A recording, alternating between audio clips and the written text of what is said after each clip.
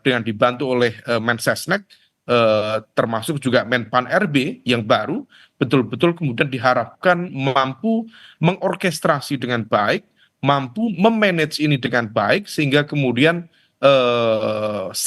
proses settlement dalam fase transisi pemerintahan baru bisa segera dilakukan. Nah, oleh karena itu, ini yang kemudian perlu menjadi tantangan ke depan, termasuk juga dalam konteks anggaran. Bagaimanapun juga APBN kita sedang kurang baik-baik saja, sehingga kemudian dalam konteks optimalisasi anggaran, pesan dari Presiden terpilih betul-betul untuk menjaga APBN kita jangan sampai terjadi kebocoran-kebocoran yang luar biasa.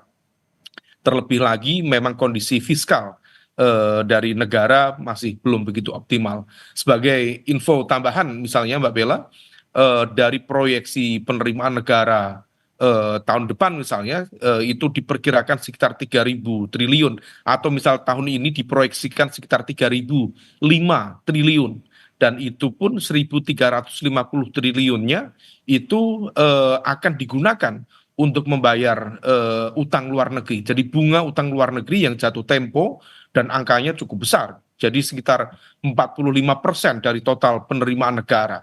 Belum lagi nanti kemudian dibutuhkan untuk transfer ke daerah sekitar 26%, dan sisanya nanti baru kemudian dioptimalkan oleh pemerintahan pusat untuk melakukan percepatan-percepatan pembangunan dalam konteks yang prioritas strategis. Nah, oleh karena itu memang struktur baru diharapkan bisa lebih efektif, tidak kemudian membebani keuangan negara. Dalam konteks ini adalah bagaimana kemudian serapan-serapan itu bisa memberikan impact yang jauh lebih powerful, lebih impactful terhadap kesejahteraan rakyat, terhadap penataan tata kelola pemerintahan, termasuk juga yang endingnya adalah meningkatkan kualitas kesejahteraan masyarakat kita dan juga menumbuhkan pilar-pilar perekonomian negara. Nah, kalau misal kemudian itu bisa dilakukan, maka itu akan menjadi indikasi yang positif